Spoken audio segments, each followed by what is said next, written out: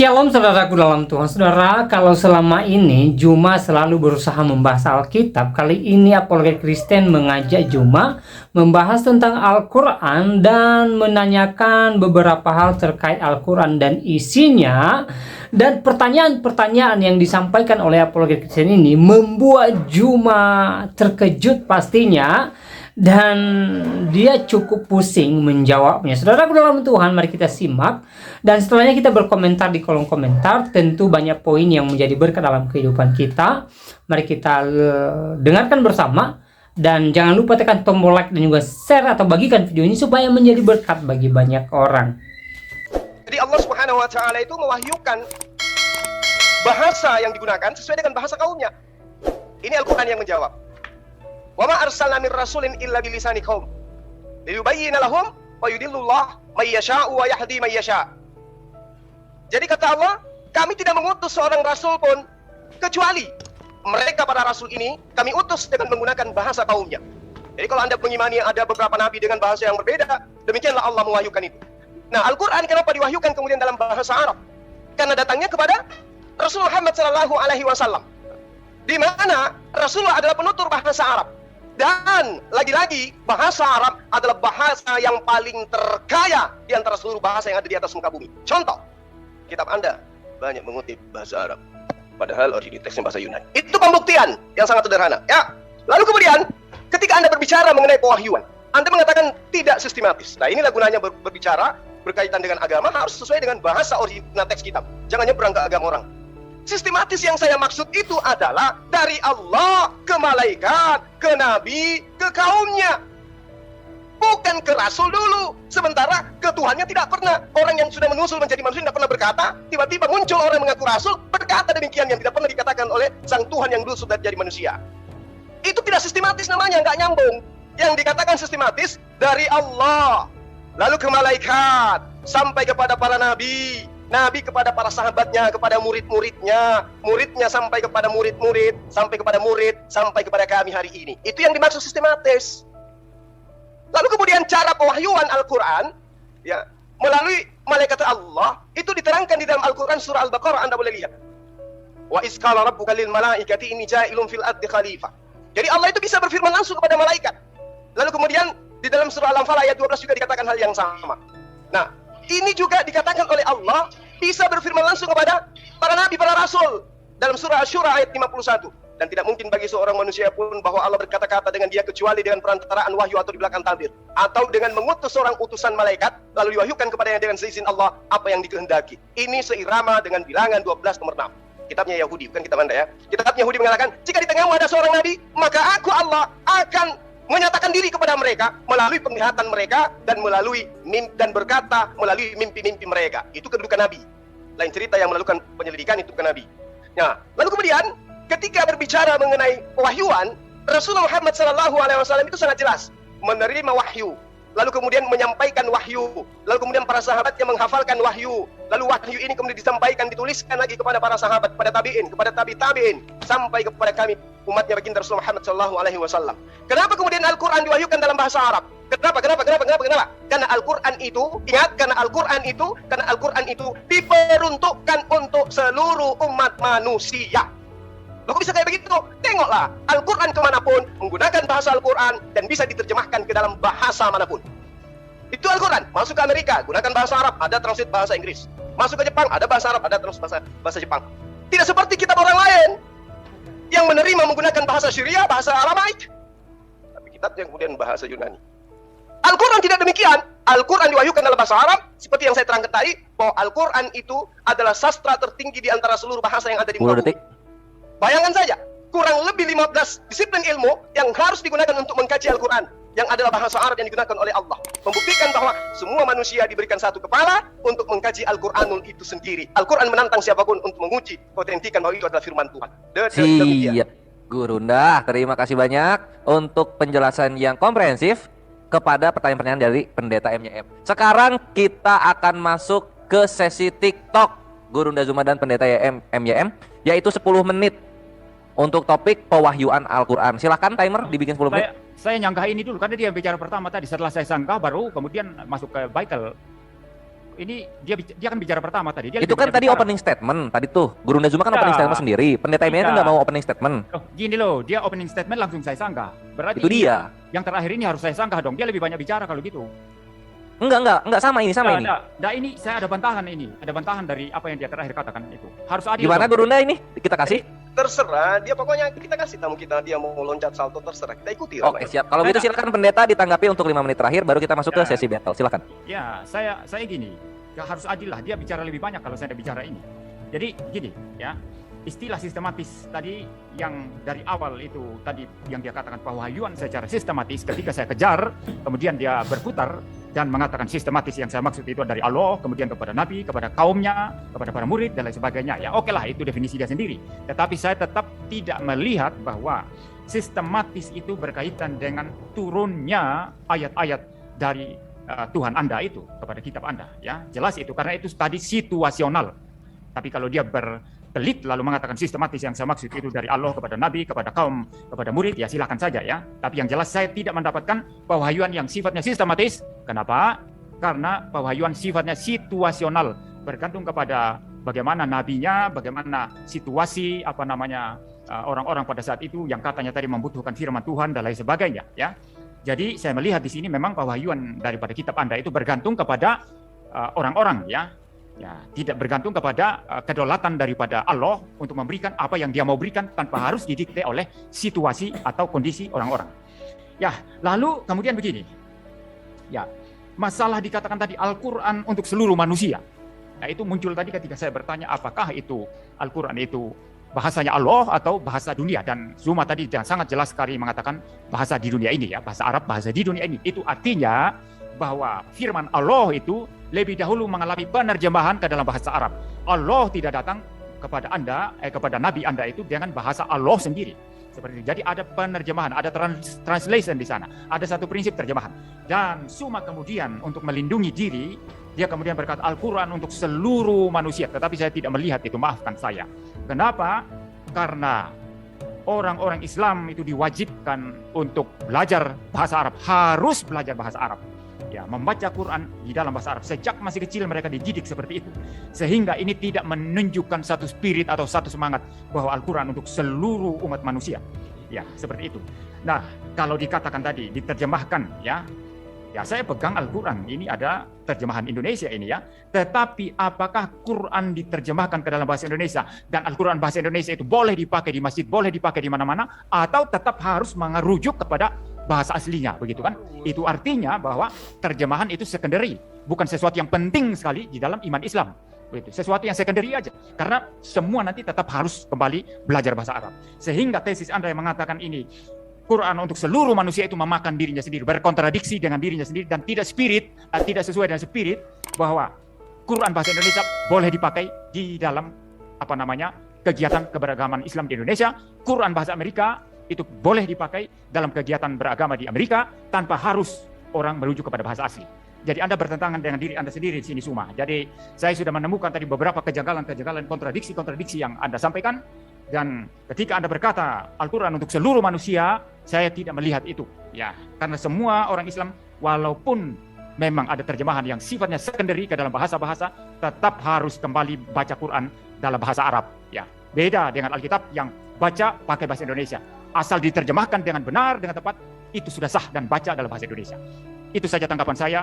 Silakan masuk ke dalam sesi vital sekarang. Siap, thank you Pendeta MYM untuk tanggapannya terhadap penjelasan Guru Zuma. Timer silakan di reset 10 menit, kita masuk ke sesi battle. Ikhwan Fisabilillah dan saudara kekristenan, selamat menikmati sesi battle ini.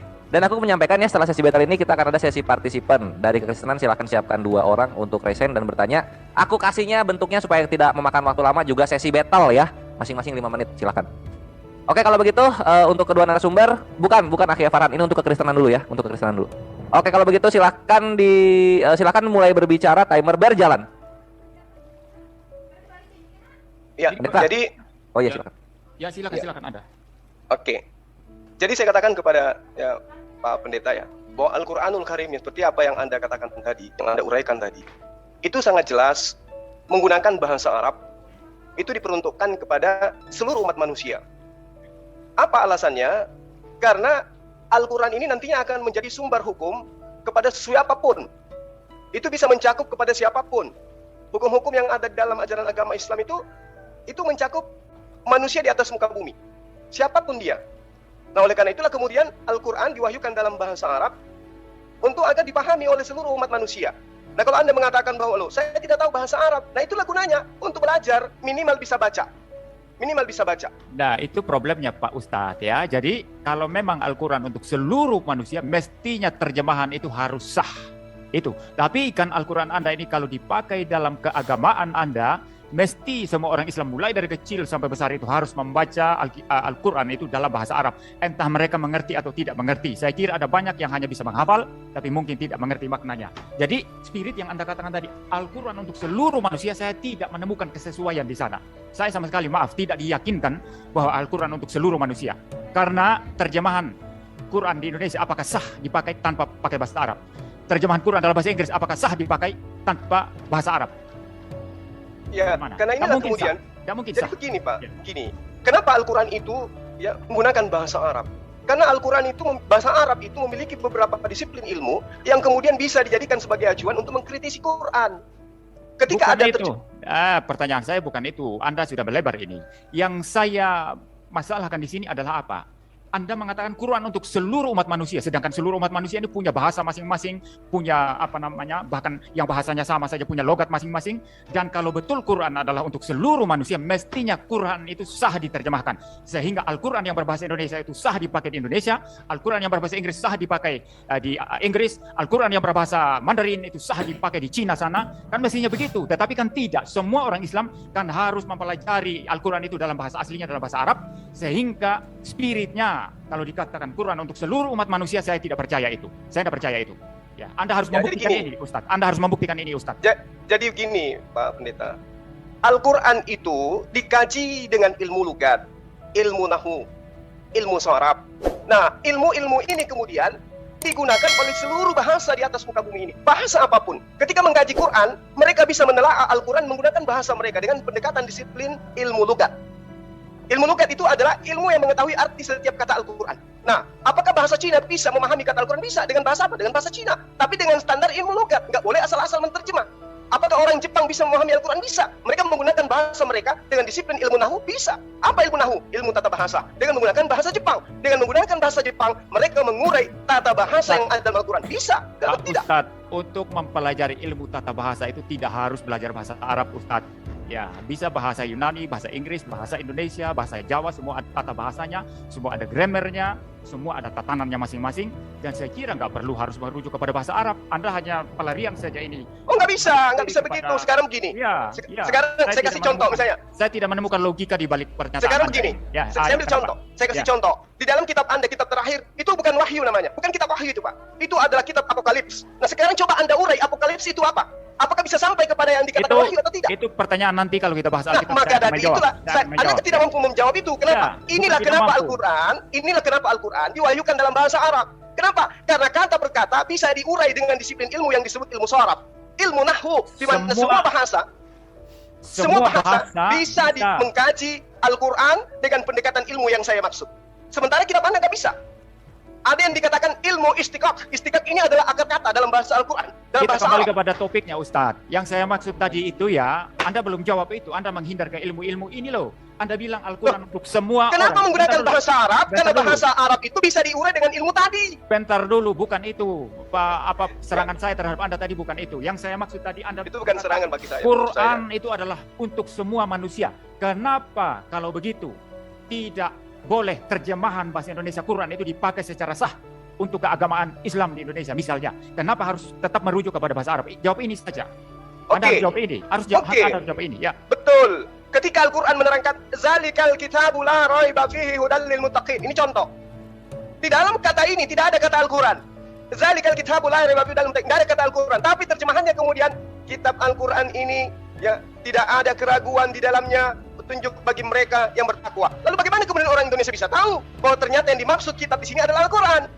Pembahasannya kemudian berasal dari kata takwa. Orang takwa itu meliputi Anda tidak menjawab pertanyaan saya. Anda yang tidak memahami penjelasan saya. Anda tidak menjawab pertanyaan. Yang saya maksud tadi dari pertanyaan saya itu adalah kamu percaya Al-Quran untuk seluruh manusia. Betul. Pertanyaan saya, kalau untuk seluruh manusia, mengapa terjemahan Quran dalam bahasa Indonesia atau terjemahan Quran dalam bahasa Madura atau Amerika atau Inggris itu tidak sah dipakai? Ya, mengapa harus tetap merujuk kepada bahasa asli, bahasa Arab? Betul. Yang saya Nah, ini maksud. pertanyaan yang sangat bagus. Kenapa, Bapak? Karena Allah mewahyukan dengan menggunakan bahasa Arab. Karena Kalam itu, Allah dengan bahasa Arab. karena Sementara itu, bahasa Indonesia, ya, dengar dulu Bapak, bahasa Indonesia itu bukan bahasa Allah, bukan bahasa yang digunakan untuk mewahyukan loh, Al-Quran. bukan bahasa Allah. Anda Iya. mulai berkontradiksi lagi tadi. Katanya tadi bahasa Arab itu bahasa Kan ada manusia Rasul di muka bumi. diutus ke orang Ya. Indonesia, Pak. Sekarang bahasa Al-Quran Allah. menerangkan Allah mengutus para nabi dengan menggunakan bahasa kaumnya. Emang ada Anda- nabi yang diutus? Ada Anda Rasul sudah- ke Indonesia selain Luka? Kontradiksi Anda dari tadi sudah banyak, Ustadz ya. Anda ingin mengatakan mengakui tadi Luka itu nabi bahasa Anda ya? Arab itu adalah bahasa manusia. Sekarang bahasa Allah ya. Ya, jadi Wa ma arsalna mir rasulin Gini loh. illa bilisani gini loh yang saya qaumi. maksud. Gini loh Allah yang saya mewahyukan sebuah firman kepada nabinya berdasarkan kaumnya. Kalau Anda Ya. mengatakan harus menggunakan bahasa Indonesia, dengan kata lain Anda Saya mengakui tidak nabinya mengatakan- orang Kristen adalah Luga yang Anda bisa bahasa ngawur. Indonesia. Anda ngawur Gimana? di sini. Anda ngawur di sini. Saya tidak Sementara mengatakan- Al-Quran menerangkan ya ayuhan Dengar nas. saya dulu. Saya tidak mengatakan Allahmu itu harus mewahyukan firman-Nya dalam bahasa Indonesia. Bukan itu poin saya. Poin saya adalah apa? Kalau memang Quran Anda itu untuk seluruh umat manusia, kenapa terjemahan Al-Quran dalam bahasa Indonesia itu tidak boleh sah? Tidak sah dipakai dalam keagamaan di Indonesia, keagamaan Islam. Mengapa harus tetap merujuk kepada bahasa asli? Itu pertanyaan saya. Pertanyaannya, karena kalam Allah adalah kalamullah. Perkataan manusia adalah perkataan manusia. Jawabannya Terjemahan Al-Quran, yang saya- dengar. Yang saya tangkap dari Dengar, seluruh- Anda nggak paham perkataan Dengar saya. dulu. Karena memang Dengar kalimat-kalimat dulu. saya kalimat tinggi. Hanya orang yang punya Kalimat pengertian tinggi Ya, yang bisa memahami. Dengar. terlalu Dengarkan rendah saya kalimat dulu. Anda. Anda bertanya, saya yang menjelaskan. Nanti giliran Anda gini loh. menjelaskan. Gini loh. Ketika Ya. masa Bible, nanti Anda keteteran. Gini loh, Hati-hati gini loh. dulu, tunggu sabar. Bahasa Gini loh. manusia dengan Al-Quran bahasa Anda, Tuhan ya, itu Al-Quran beda. Anda diberikan kepada orang Arab saja, maka tidak boleh diterjemahkan ke dalam bahasa manapun Karena selain. itulah ada disiplin harus ilmu yang belajar menjelaskan bahasa Arab, itu ya. yang saya sebutkan tadi. Berarti Jadi tidak bahasa bebas, manusia, kan? Tidak bebas dengarkan. dipelajari oleh orang-orang dalam bahasa Terjemahan masing-masing. itu Bapak adalah upaya manusia untuk mengetahui makna yang terkandung dari firman Tuhan. Yang saya tanyakan kenapa tidak sah dipakai? Tidak Hanya sah terjemahan karena saja. itu bukan firman Tuhan Bapak. Itu adalah perkataan manusia yang merupakan hasil upaya untuk memahami Loh, perkataan Tuhan. kalau begitu hanya untuk orang Arab berarti. Oh, nggak Anda- bisa. Buktinya Al-Quran Gini kami loh, pahami. Anda harus memaksa semua manusia belajar Buktinya bahasa seluruh Arab. dunia Konyol. umat Islam paham Al-Quran. Iya, terima kasih untuk kedua narasumber. Masya Allah, puji Tuhan. Ini sangat seru sekali ya, argumennya langsung diuji dan pertanyaan langsung di counter. Jadi saling berbantah-bantahan dalam sesi battle ini. Seru, tapi sayangnya waktu habis sehingga kita mesti laju ke ke segmen berikutnya, yaitu segmen dari partisipan tapi bukan muslim. Ini apanya untuk kedua narasumber? Aku langsung mute karena waktu udah habis ini dua-duanya.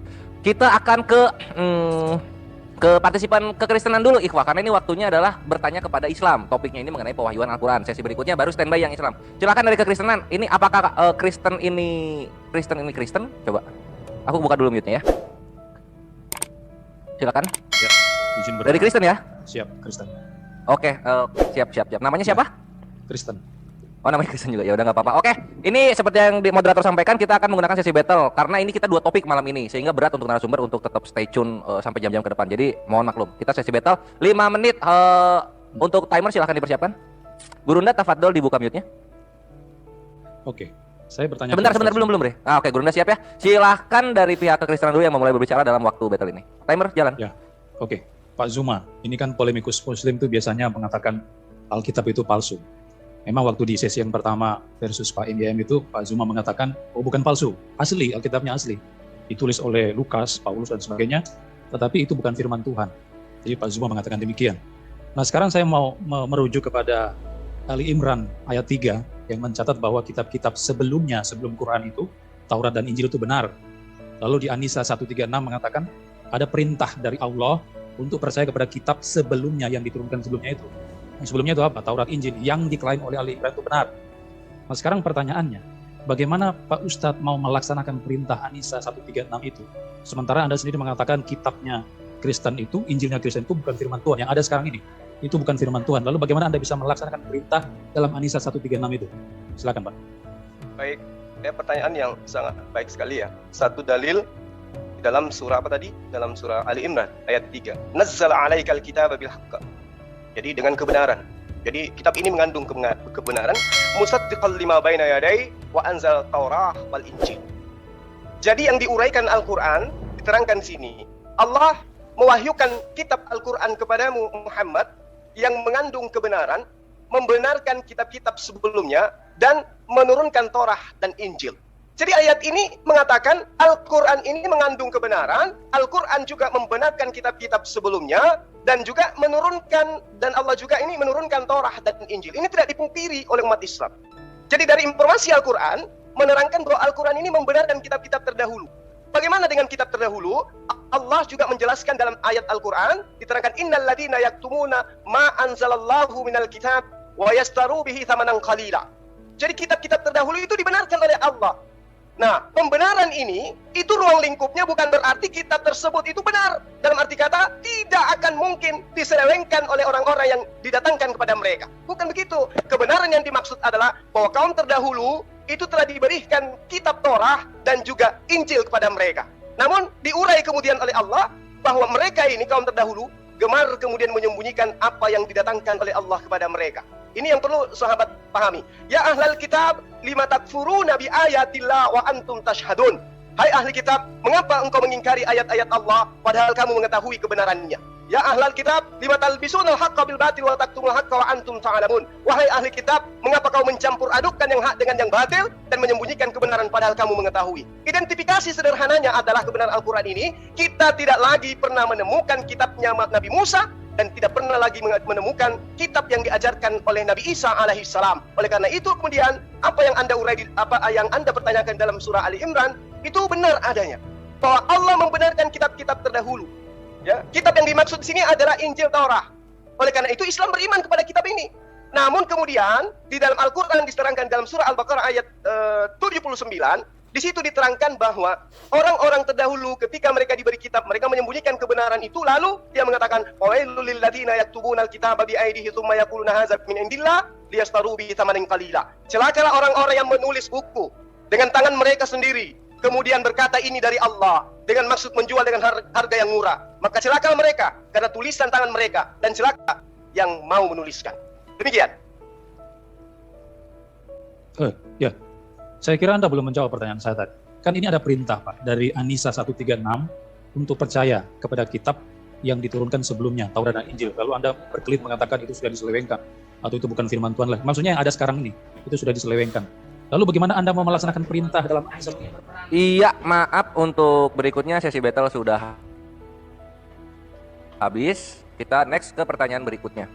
Maka dari itu untuk kedua narasumber dan juga penanya silahkan. Adinda boleh nggak mungkin. supaya teman-teman kita nggak kecil, boleh nggak 1 menit?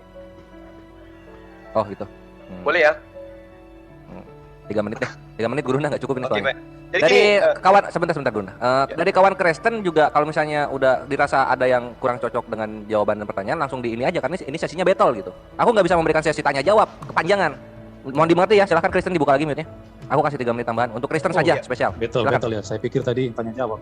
Itu dia makanya. Sorry. Tadi surah apa tadi? An-Nisa ayat berapa ya? An-Nisa 136 itu kan perintah untuk percaya kepada kitab-kitab sebelumnya. Nah, sekarang faktanya yang ada sekarang Injil dan Taurat itu katanya diselewengkan oleh Ustaz Zuma itu tadi. Nah, bagaimana mau melaksanakan perintah An-Nisa 136 itu? Ya.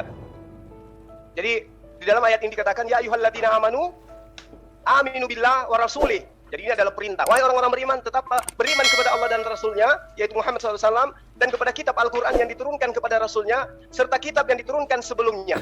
Nah, memang kami beriman. Kepada kitab itu kami beriman. Kami tidak mengingkari bahwa adanya kitab yang pernah diberikan oleh Allah kepada nabi-nabi terdahulu, itu tidak ada. Kami beriman. Kitab itu ada.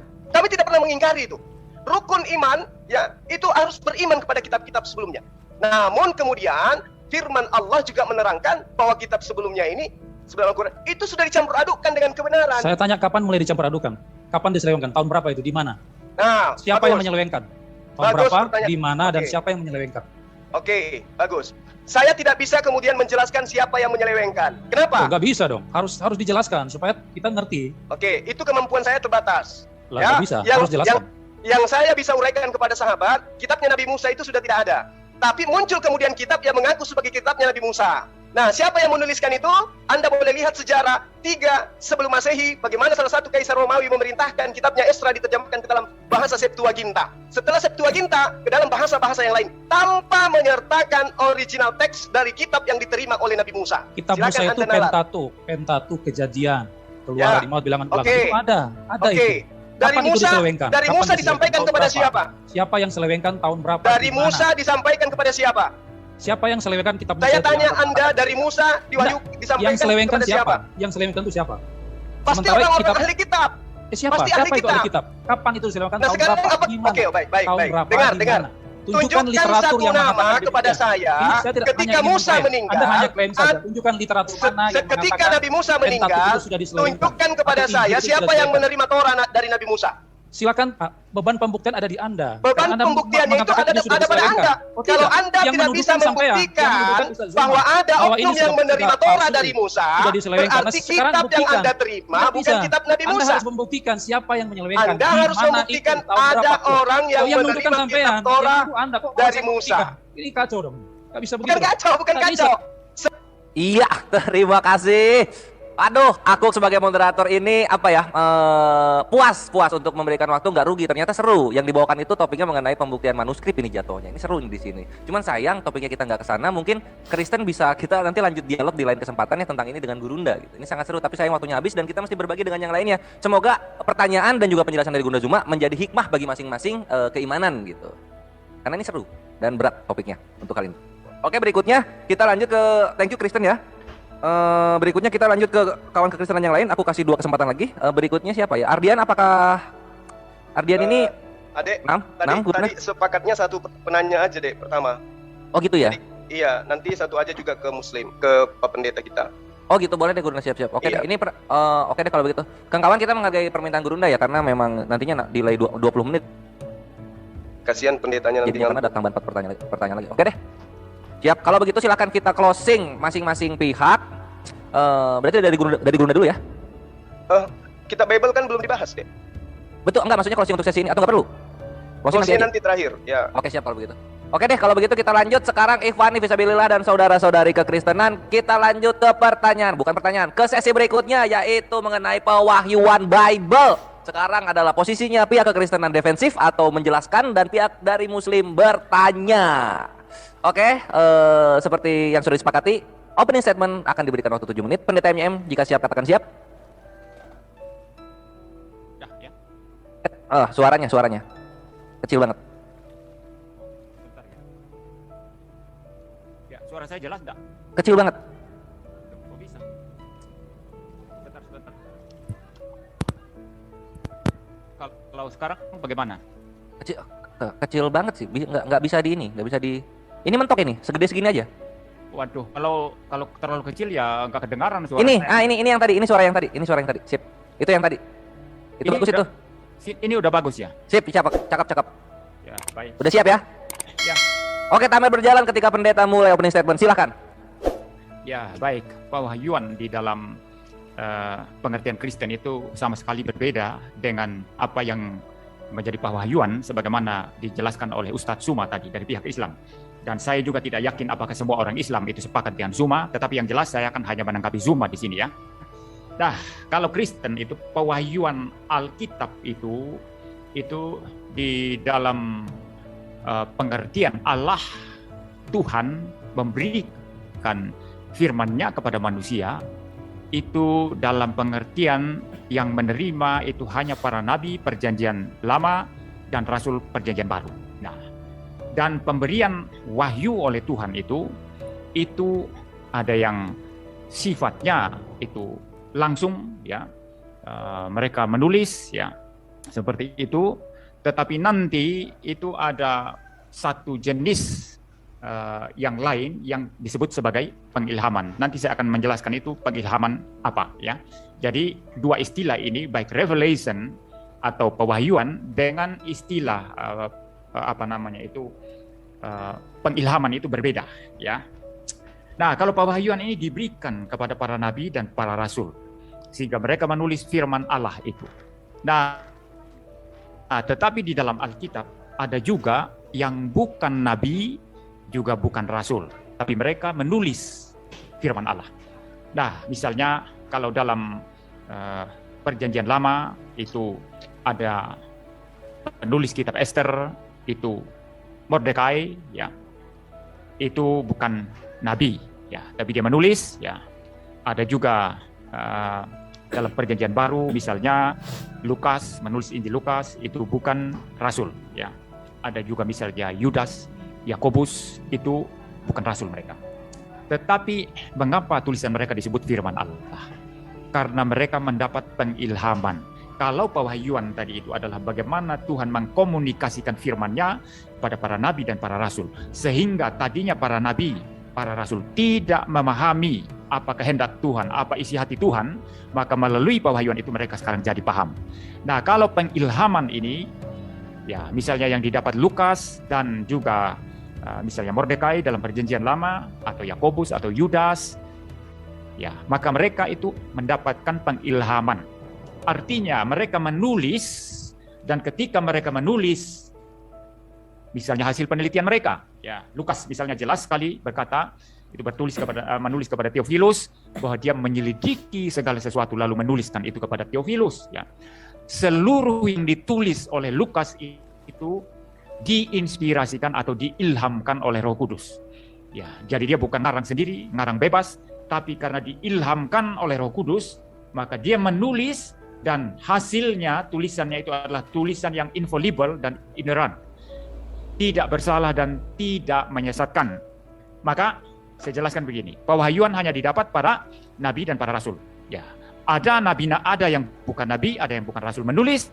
Mereka mendapat pengilhaman sehingga apa yang mereka tulis itu tidak salah, tidak menyesatkan, walaupun itu adalah hasil penelitian mereka. Nah, kalau pewahyuan ini khusus untuk nabi dan rasul, maka pengilhaman itu semua dapatkan. Nabi menulis wahyu yang diterima dari Tuhan, itu tidak salah, tidak menyesatkan, karena diilhamkan. Rasul sama, menulis itu wahyu yang mereka terima dari Tuhan, tidak salah dan tidak menyesatkan, karena itu juga diilhamkan. Jadi kalau ilham itu mencakup semuanya, kalau wahyu hanya diterima oleh para nabi, para rasul. Tetapi sekaligus juga para nabi, para rasul itu juga mendapatkan ilham, sehingga tulisan mereka perihal wahyu Allah yang mereka terima itu tidak salah, tidak menyesatkan. Dan di dalam pewahyuan dan pengilhaman ini, Tuhan menggunakan seluruh keberadaan manusia, situasi dia, ya, termasuk pendidikan dia, semua dipakai, kemanusiaan dia semua dipakai.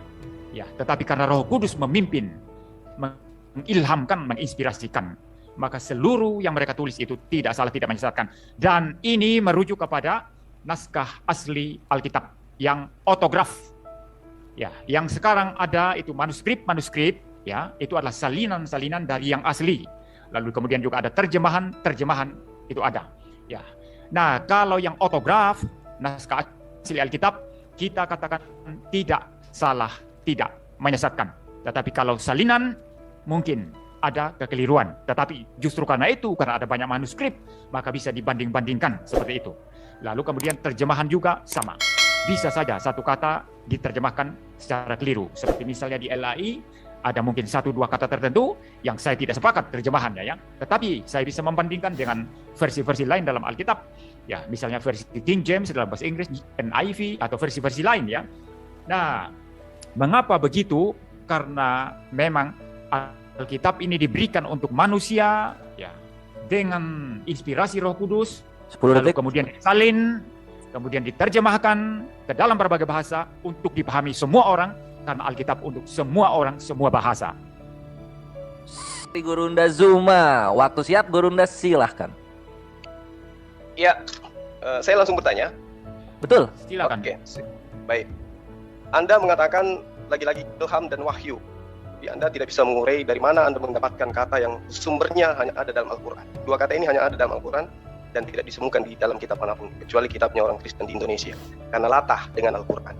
Jadi, ketika Anda mengurai, pengilhaman hanya diberikan kepada nabi dan rasul, tidak diberikan kepada yang lain.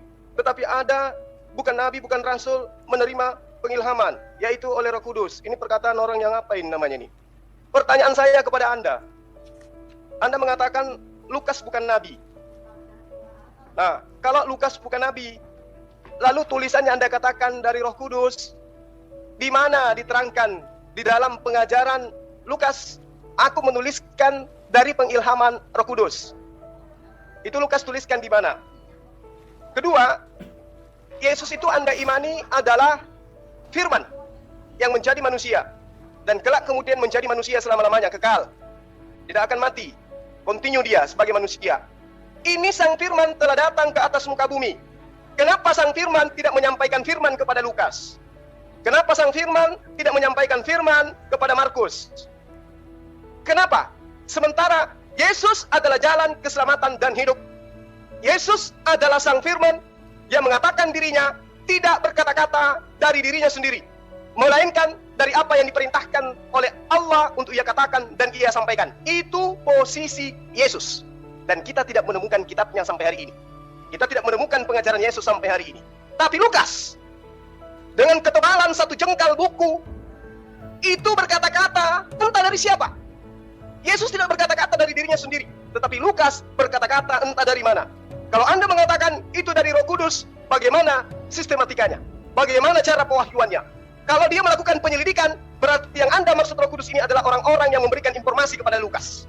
Ingat, Lukas mengakui menuliskan kitabnya berdasarkan hasil penyelidikan. Penyelidikan berarti melibatkan banyak orang. Orang-orang ini sebagai sumber, Anda katakan Roh Kudus atau apa? Silakan Anda urai. Pertanyaan saya yang selanjutnya, mudah-mudahan Anda bisa. Di dalam kitab Anda diterangkan Wahyu 1 nomor 1 yang bukan Wahyu, tapi adalah Apokalips. Di situ diterangkan bahwa inilah Wahyu Yesus Kristus yang difirmankan, yang dikaruniakan oleh Allah kepadanya. Catat. Kedua, segala firman yang kau berikan kepadaku telah kusampaikan kepada mereka. Pertanyaan saya kepada Bapak sebagai orang yang doktor teologi, tunjukkan kepada saya wahyu pertama yang diterima oleh Yesus dari Bapa yang ada di langit. Silakan. Sudah selesai? Masih Ya. ada 1,5 menit, Gurunda. Oke, jadi saya ulang lagi. Yesus dikatakan oleh pengarang kitab Anda di dalam kitab Apokalips, ya, yang kemudian diganti menjadi Wahyu biar seakan-akan kayak Al-Quran. Itu mengatakan inilah wahyu Yesus Kristus yang diterima, yang dikaruniakan oleh Bapa kepadanya agar Yesus sampaikan kepada hamba-hambanya Bapa. Nah, kalau Yesus di dalam menerima wahyu tidak berkata-kata dari dirinya sendiri, lalu kemudian dia berkata hanya berdasarkan terhadap apa yang diperintahkan untuk ia katakan. Begitu juga tentang Roh Kudus yang diceritakan Yesus dalam Yohanes 16 nomor 7 sampai nomor 15, bahwa ketika Roh Penghibur itu datang, dia tidak berkata-kata dari dirinya sendiri, melainkan dia berkata dari apa yang diperintahkan untuk ia katakan. Yesus dan Roh Kudus tidak berkata-kata dari dirinya sendiri. Lukas menuliskan hasil penyelidikan.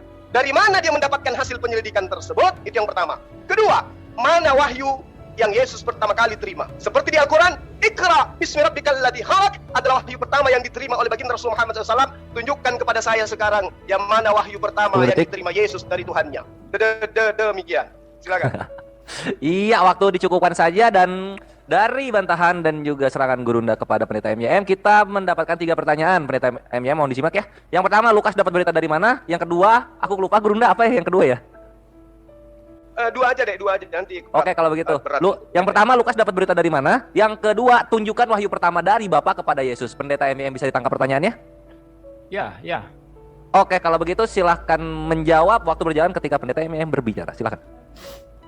Ya, seperti biasa lah ya, Suma itu tidak memahami argumentasi lalu kemudian menyerang Kristen dengan pemikiran dia sendiri tentang Kristen. Dia membuat karikatur begitu.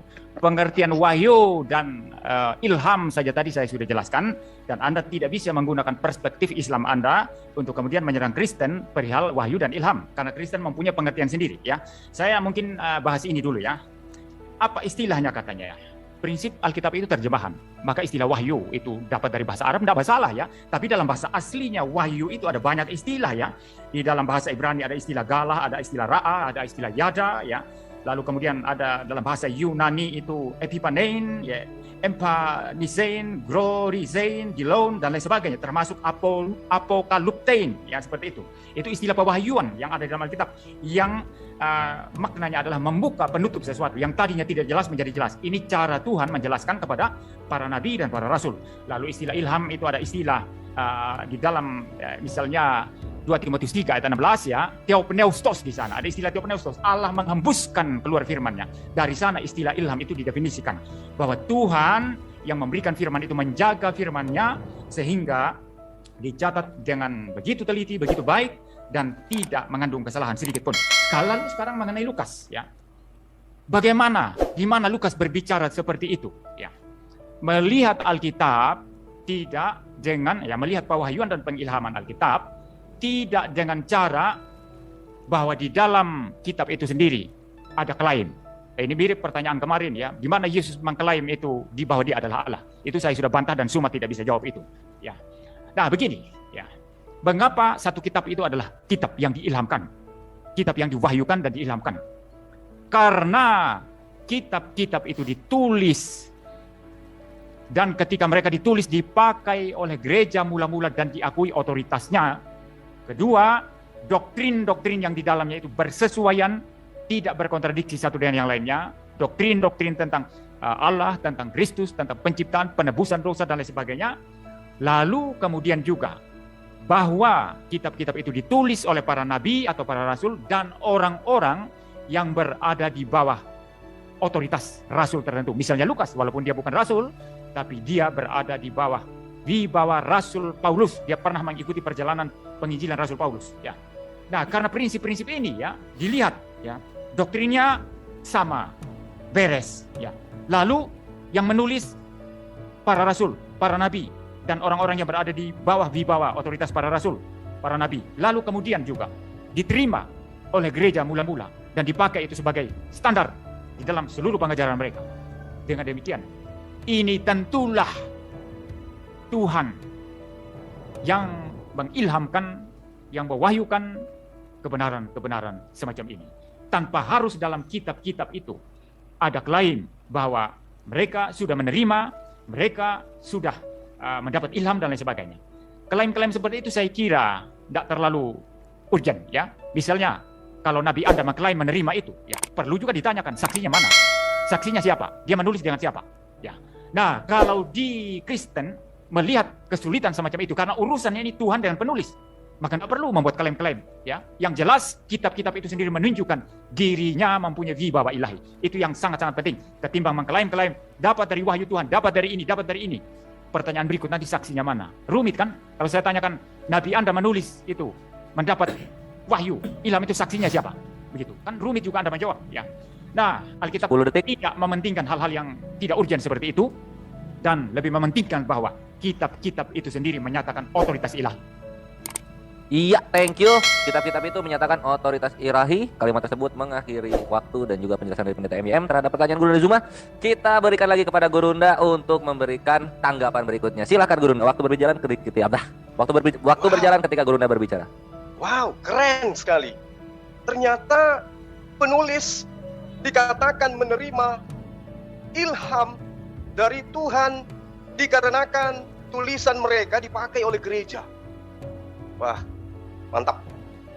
Lalu Bapak sebagai orang yang katanya ada tiga alasan tadi. Maaf, saya potong. Ada 3 alasan tadi, jangan hanya satu. Anda hafal semua. Maaf. Dan nanti untuk apa? Untuk menyangga argumen Gurunda di waktunya Saya belum sampai, nggak mungkin langsung ketiganya saya katakan, Bapak. Sabar. Ya. Dilanjut lagi, silakan, timer jalankan. Lulus S3 teolog, apokalips itu adalah membuka penutup cadar. Sementara ilham, wahyu adalah bisikan dari langit, dari Allah melalui perantaraan para malaikat kepada penulis. Harus Anda bedakan itu. Oleh karena itulah kemudian ketika saya tanya, siapa, dari mana sumbernya? Anda mengatakan prosesnya ilham itu ditulis dan dipakai gereja. Tidak bertentangan, tidak kontradiksi. Nanti kita buktikan, Pak, kekacauan demi kekacauan yang ditorehkan dalam kitab Anda. Lalu kemudian ketika Anda mengatakan itu adalah sesuatu yang tidak penting, tidak urgent, kata Anda. Loh, bagaimana Anda bisa mengatakan itu adalah firman Tuhan, sementara asal-usulnya Anda nggak tahu? Hanya karena dasar dipakai oleh gereja pada awal mula. Oh, ini pasti ilham Tuhan. Gimana Anda bisa memahami sebuah pernyataan bahwa ini adalah firman Tuhan, diilhamkan oleh Tuhan, sementara Anda tidak punya ilmu untuk sampai ke sana? Ada pemberitaan, tapi tidak tahu dari mana asal-usulnya. Kalau kami tadi saya mengurai Al-Quran dari Rasulullah sampai kepada sahabat, sahabat kepada murid, murid kepada tabi-tabiin sampai seterusnya. Nah, Lukas terima dari mana ini? Tulisannya ini dapat dari mana? Setebal itu tulisannya dari mana? Sementara Yesus sendiri yang adalah sang firman, kata dia, kata teman Kristen, itu tidak berkata-kata, sangat berhati-hati dia menyampaikan sesuatu kepada Bani Israel. Apa yang aku katakan bukan dari diriku sendiri, tapi dari Dia yang telah mengutus aku. Aku tidak berkata-kata dari diriku sendiri, sesuai yang diperintah, kecuali yang diperintahkan untuk aku katakan. Lukas dasarnya apa mengatakan itu firman Tuhan? Teman Kristen mengatakan itu firman Tuhan, dasarnya apa? Sedangkan nyampai kepada Yesus saja tidak. Sampai kepada Yesus saja tidak. Oleh karena itulah kemudian, kalau ada sampai kepada Yesus, tolong tunjukkan kepada saya, wahyu pertama yang diterima Yesus itu yang mana? Karena menurut penulis Pulau Patmos di dalam kitab Apokalips yang kemudian dibungkus dengan kata wahyu, inilah wahyu Yesus Kristus yang dikaruniakan Allah Bapa kepada Dia untuk Yesus sampaikan pada hamba-hambanya. Pertanyaan saya, sebagai orang yang tidak mau dibodoh-bodohin, meskipun saya tahu nanti habis ini pasti Anda akan monolog, goblok-goblokin saya. Tunjukkan kepada saya, mana wahyu pertama yang Yesus terima? Apakah wahyu pertama yang Yesus terima ini sampai kepada Lukas, sampai kepada Markus, sampai kepada Yohanes, sampai kepada Matius, sampai kepada Paulus? Atau jangan-jangan benar yang diterangkan Al-Quran sesuai dengan pertanyaan tadi, surah An-Nisa ayat 136, bahwa Torah itu sudah dihancurin terlebih dahulu. Jadi kayak mana lagi kita mau menerangkan? Kalau Al-Quran berbicara ilham, Pak, fa'alhamaha fujuraha wa taqwaha. Dalil ada, Bos. Fa'alhamaha. Dan Allah kepada Dia diilhamkan kepadanya jalan kebenaran, jalan kesesatan, jalan ketakwaan. Dalil ada. Pijakan Islam berbicara ada. Fa'alhamaha fujuraha wa taqwaha. Anda berbicara ilham dari tadi. Anda seorang master, Anda seorang dokter, tapi mengurai kata ilham Anda tidak mampu. Kasihan. Berbicara mengenai wahyu, Anda tidak mampu menguraikan. Lantas apa Anda yang nantang saya berdialog? Apa ilmunya? Pijakannya apa? Nggak ada sama sekali. Tolong jawab saya. Wahyu pertama yang diterima Yesus itu mana? Disampaikan kepada siapa? Sehingga kitabnya sekarang Anda tenteng untuk ajarkan orang. Inilah wahyu dari Tuhan. Inilah roh dari Tuhan. Tapi ternyata yang dikatakan roh Tuhan sampai ke Yesus aja kagak, apalagi kepada Allah Bapa. Demikian. Terima kasih Gurunda. Waktu sangat penuh dan padat diberikan bantahan keras kepada pendeta MYM dari penjelasannya. Sekarang kita akan mendengarkan dari pemaparan pendeta MYM berikutnya. Pertanyaan masih sama pendeta ya. Tunjukkan wahyu pertama dari Bapa kepada Yesus. Silahkan. Ada banyak pertanyaan tadi, saya jawab semuanya. Jadi gini, itu dia memuntahkan, Ustaz Subhan memuntahkan ketidakmengertiannya terhadap iman Kristen, terhadap penjelasan saya. Dia pakai istilah ilham dari pengertian Islam Anda. Salah Anda, ngawur Anda itu. Ya. Istilah ilham itu dari bahasa Yunani diterjemahkan ke dalam bahasa Inggris inspiration dan diterjemahkan ke dalam bahasa Indonesia ilham. Itu pengertian. Theopneustos tadi. Allah menghembuskan firman-Nya, sebul firman-Nya. Lalu istilah wahyu, apokaliptein misalnya, apokalipsis, apokaliptein. Itu diterjemahkan ke dalam bahasa Inggris itu revelation dan terjemahkan dalam bahasa Indonesia itu wahyu. Dan kalau begitu Anda tidak memahami istilah ilham dan wahyu dari pengertian Islam Arab Anda. Kenapa Anda harus membawa istilah apokaliptein sama istilah theopneustos tadi itu, bagaimana Tuhan menghembuskan firman-Nya ke dalam agama Islam Anda? Ini ngawur sekali Anda itu, bersuara berapi-api tapi tidak ada isinya ya. Nah, baik, sekarang itu mengenai istilah ya. Jadi tidak relevan ya. Lalu sekarang dikatakan tadi juga disinggung Injil Lukas ya. Ya, tidak jelas itu di mana Lukas ya. Dan saya sudah memberikan indikator itu 3 tadi. Kenapa dilihat sebagai berwibawa ilahi? Karena diterima secara aklamasi oleh gereja-gereja waktu itu, ditulis oleh para rasul atau para nabi, atau orang yang berada di bawah otoritas para nabi dan rasul. Dan juga timernya mana ini ya? Timernya harus munculkan. Timer pause. Pause dulu, munculkan. Saya tidak mau kalau tidak ada timer. Timer tolong di dipin, resen. Siap. Ini yang resen tolong ya, jangan ini ya. Biarkan ini aja, biarkan timer aja dulu. Ya, silahkan pendeta MYM dilanjut. Ya, yang ketiga bahwa tulisan-tulisan itu doktrinnya bersesuaian ya satu dengan yang lainnya. Ini yang menjadi penanda sehingga gereja hanya melihat tanda-tanda itu dalam kitab itu dan menyatakan mereka mempunyai wibawa ilahi ya.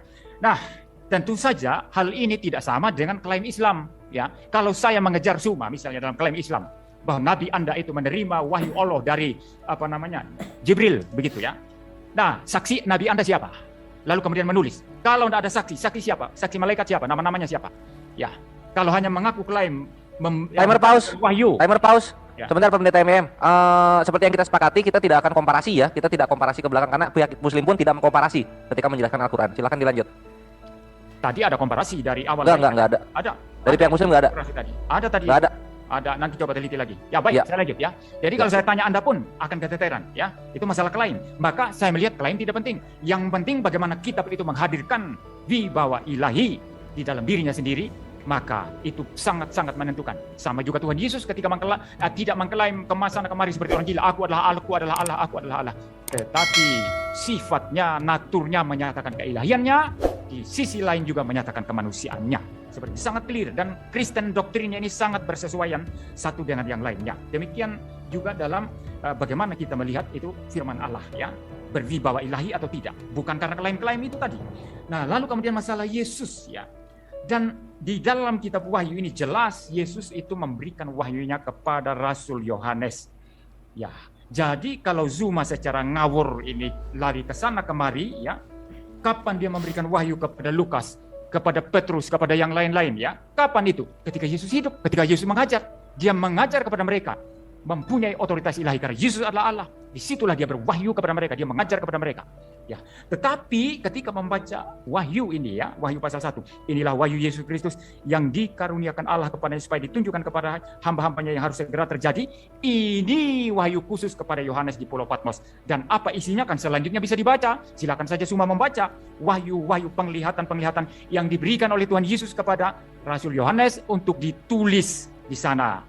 Jelas sekali. Jadi ketika ditanyakan, kapan Yesus memberikan wahyu ini kepada Lukas, kepada macam-macam begitu ya? Wahyu ini diberikan kepada Yohanes khusus, ayat ini menyatakan demikian. Tetapi kapan yang lain dapat? Para murid sudah mendapatkannya ketika mereka setiap hari bersama-sama dengan Yesus Kristus. Dia mengajar di hadapan mereka, dia memberikan wahyunya kepada mereka. Dan mereka mendengarkan itu dengan teliti, dan nantinya mereka mengajarkan sesuai dengan apa yang dikatakan oleh Yesus. Dan klaimnya adalah apa? Yesus adalah Tuhan, Yesus adalah Allah. Apa yang mereka sampaikan itu adalah sungguh benar adanya. Ya, saya kira sampai di sini.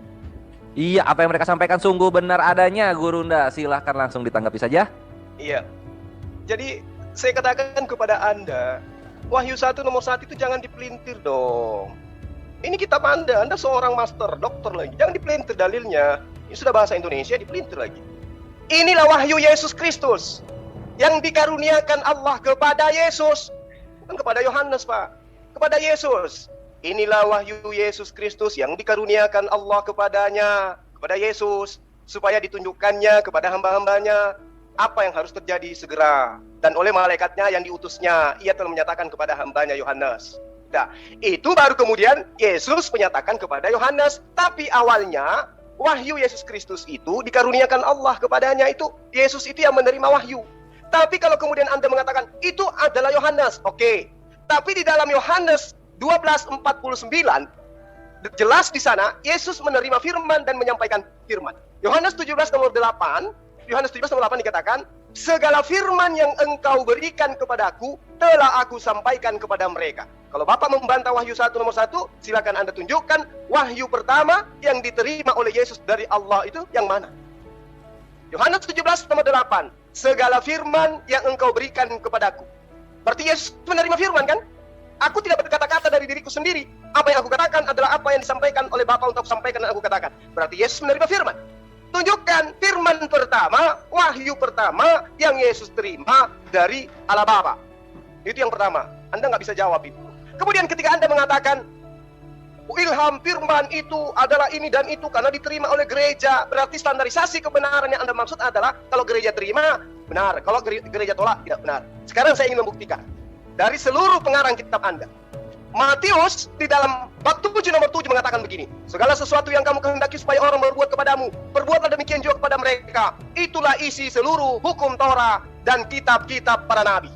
Kata Matius, itulah isi seluruh hukum Torah dan kitab para nabi. Setelah saya bertahun-tahun menyelidiki pernyataan pengarang Matius ini, saya tidak temukan itu di Torah dan saya tidak temukan itu di dalam kitab para nabi. Saya temukan di mana? Saya temukannya di dalam kitab Lukas, Pak.